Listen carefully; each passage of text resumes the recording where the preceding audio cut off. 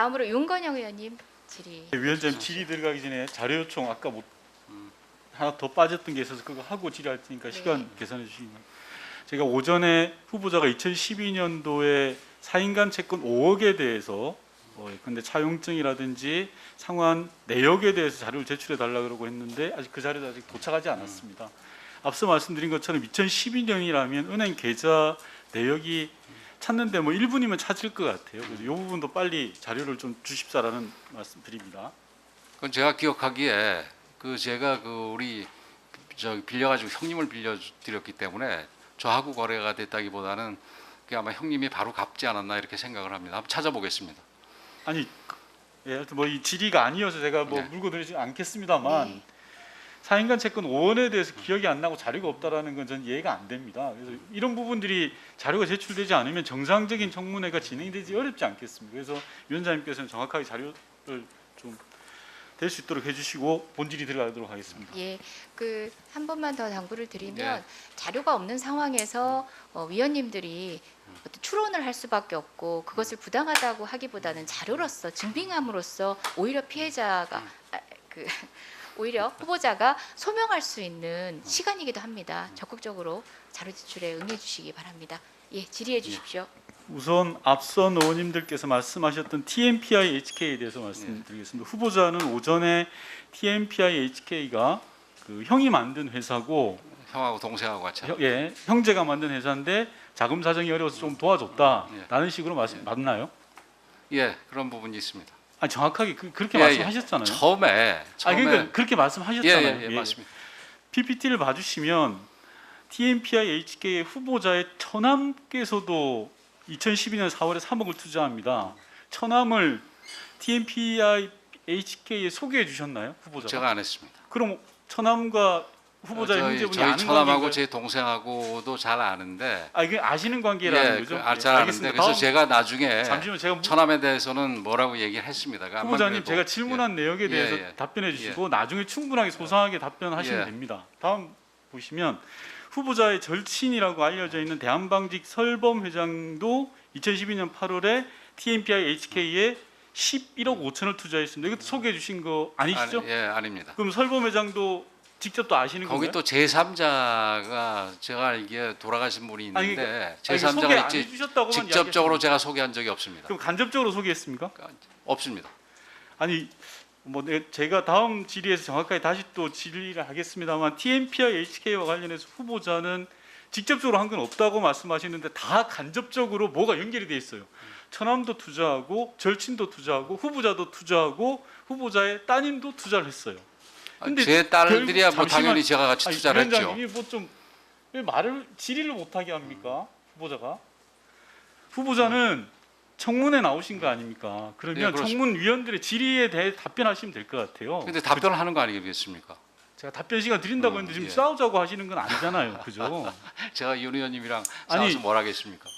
잠시만요, 좀 시간 좀 끊어주세요. 위원장님 이거 좀 예, 이게- 잠시만요. 예, 위원님도 그냥 질의해 주시고요. 저희가 아니 질의 그냥 시간이 질의가 모두 아니잖아요. 예, 지금 말끝마다 끊어서 중단했습니다. 나오는 게 청문회가 예. 이게 무슨 말 청문회가 예, 됩니까? 후보자께 말씀드리겠습니다. 지금 질의 시간 중지시켰는데요.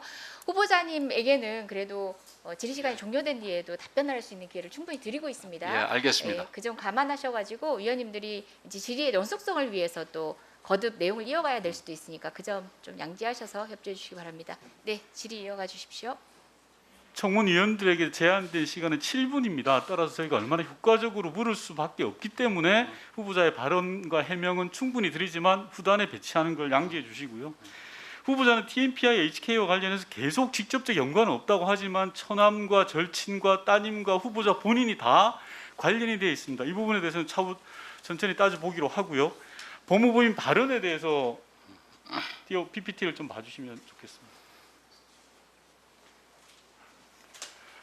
권영세 후보자께서는 우리 존경하는 이재정 위원장님께서 보도 자료를 보고 저렇게 소명을 하셨습니다. 국회법 위반한 적 없다. 정관 이용 맡은 적 없다. 당시 수임은 연평균 2억으로 결코 높은 금액이 아니다. 하여튼 뭐 크게 문제 없다라고 이야기했는데요. 제가 오전에도 자료를 달라고 했는데 이 자료가 계속 안 왔는데 다음 페이지 보시면요. 그래서 제가 추론을 해봤습니다.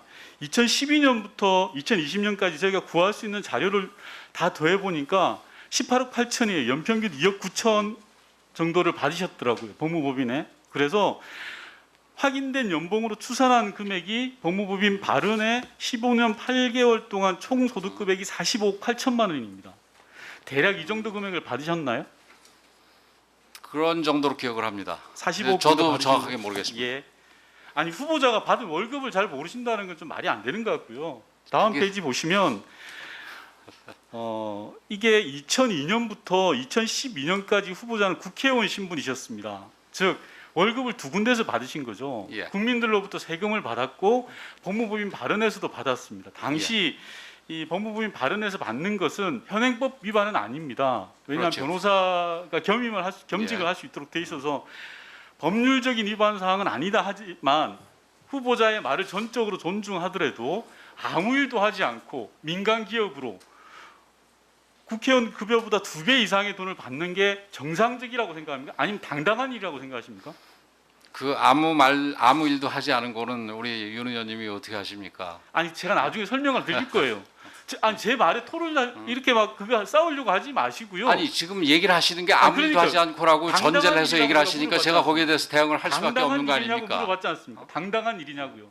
아무 일 하지 않고 받는 게 그 당시 법에 어긋나지는 않았습니다. 법에 어긋나지는 않았지만 예. 국회의원 그리고 급여의 그 배를 당시에 이상 받는 게 그 맞는 지금 건가요? 여나 야나 할 거 없이 변호사 자격을 가진 변호사 의원들은 대부분 그런 식의 겸직 업무를 자, 그럼 했습니다. 제가 이거는 뭐 후보자에게 묻는 게 아니라 이 청문회를 보고 있는 국민 여러분들께서 판단해 주셔야 될 것 같습니다. 아무 일도 하지 않고 정만 올려놓고 급여를 지금 또 다시 아무 일도 하지 제가 지금 않고라고 나중에 얘기를 설명을 드린다고 예, 예. 했지 않습니까? 일도 하지 않고 국회의원으로 활동하고 있으면서 국회에서 세비로 1억을 받고 그 배에 해당되는 2억 9천만 원을 받는 게 저는 온당치 않다고 생각합니다. 이 부분에 대해서 후보자께서 법률 위반은 아니지만 온당하다고 생각하시는 건 후보자의 몫이고 후보자의 판단입니다. 다음 페이지 보시면 후보자께서는 2002년부터 2013년까지 과거 자료는 손상 폐기되어서 확인이 어렵다라고 했는데 저희가 확인해 본 바에 의하면 개인정보 제공을 동의하지 않아서 안 된다라는 말씀을 주셨어요. 이건 제가 굳이 이 자리에서 계속 따지지 않겠습니다. 다음 페이지 보시면요. 45억 8천만 원은 전체 대졸 중소기업 초임 월급의 대략 한 10배 정도가 됩니다. 엄청나게 많은 돈을 대략 한 2억 9천만 원을 이렇게 타 가신 거고요. 제가 말씀드린 요질은 속도를 내볼게요. 그리고 다음 페이지 보시면 이게 후보자가 변호사 1인당 사업소득이 2018년 기준으로 한 1억 2천 정도 된다. 합리적 수준의 급여를 받았다라고 해서 제가 2020년 한국 직업정보 변호사 평균 수입을 보니까 연 9천만 원 정도입니다. 그리고 후보자의 평균 연봉 발언에서 받은 건 한 2억 9천 정도라는 말씀 드리고요. 다음 페이지 보시면요. 이게 저희가 법무부인 발언의 관계자하고 통화를 해봤습니다. 제가 아까 왜 아무 일도 하지 않았냐라고 말씀을 드렸냐고 하면 방송을 잠깐 들어봐 보시죠. 수익 건수를 사건을 물어보시는 거 아니에요? 소송 사건. 네, 저 변호사 네, 하셨으니까 그러니까 소송 사건이 없으셨어요. 거의 없으셨어요. 구성원 변호사로서 재직은 하셨는데 이렇게 뭐 네, 사건 소송을 뭐- 직접 뭐 하시거나 네, 그런 건 관여하시거나 이런 거는 거의 없으셔가지고, 네, 아. 저희가 무슨 수익 건수로 뭐 이렇게 소명 드릴 수 있는 게 거의 없거든요, 사실. 예, 대략 저 부분이 빨간 글씨입니다. 소송 사건에 관여한 게 없다. 그리고 관여하거나 이런 게 거의 없으셔가지고 저희가 수익 건수를 드릴 게 없다라는 말씀을 해주셨습니다. 관계자분이. 그렇다면 증인을 하고 법무부인 발언에서 연평균 2억 9천만 원을 받았냐?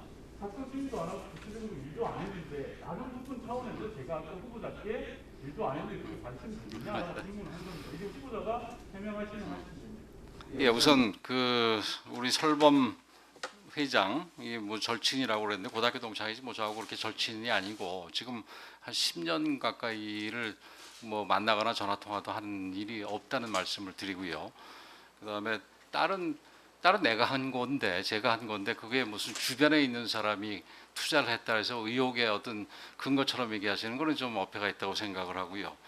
그다음에 발언에서 2억 가량씩 그 16년 받은 부분에 대해서 이게 변호사들의 이 보수 체계 이런 부분에 대해서 우리 윤 의원님이 잘 모르시는 것 같은데 이게 실제 이게 선임계로 들어가는 경우랑 그다음에 사건에 대해서 구체적으로 저기 논의를 하고 내용에 대해서 뭐 소송 전략이라든지 이런 부분에 대해서 검토하는 시간은 따로 들어갑니다. 그래서 그런 부분을 지금 그 젊은 직원들이 과거 한 십몇 년 동안 무슨 일이 있었는지를 본인들이 다 알 수는 없고 이게 저기 저한테 어떤 사건의 선임계에 그 제 이름이 들어가 있지는 않으니까 저렇게 얘기한 것 같은데 그 부분에 대해서는 좀 오해가 없으시길 바라고. 그래서 전체적으로 평균이 그 한 제가 16년 가량 한 저기 연 2억 정도라고 얘기를 하시는데 그러면서 이제 일반 변호사들 그 평균으로 2억 9천은 아니고요. 2억 정도 되는 걸로 제가 알고 있습니다. 연. 그래서 그 뭐 제 무슨 뭐 국회에서 받은 수익까지 합쳐가지고 나누면은 2억 9천이 되겠지만 변호사로서 받은 거는 우리 이재정 의원님인가요? 뭐 또 얘기하신 것도 연 2억 정도 된다고 발표가 됐던 것 같은데 그러면서 이게 무슨 전관예우라고 얘기를 하시는데 이건 뭐 저를 좀 너무 이렇게 이게 낮게 보시는 게 아닌가 이렇게 생각이 됩니다. 저기 최근에 지금 제가 누구라고 지명을 안 하겠습니다만은 그 검찰총장에 임명됐던 사람이 연 5억 정도를 받았는데 전관예우 부분이 뭐 크게 문제가 안 되고 그냥 지나갔던 걸로 제가 기억을 합니다. 근데 연 2억이면은 그분에 비해서 40%밖에 안 되는데 그 40%도 자기 능력으로는 부족해서 전관예우의 혜택을 받아가지고 그만큼 벌었다고 얘기하시는 거는 저를 좀 너무 이렇게 낮춰보시는 게 아닌가 서운합니다. 예, 거기서 갑자기 제 이름이 등장을 해서 아, 저희가 예. 보도자료 된 내용이 질의 예. 내용하고 관계없이 또 등장을 하는데 예, 저는 또 그렇습니다. 질의를 할 수 없는 상황이고 예. 그건 조금 적절한 수준에서 예. 예, 삼가해 주시기 바랍니다. 다음으로 김태우 의원님 질의해 주시기 바랍니다. 어려운 시기에 중책을 맡으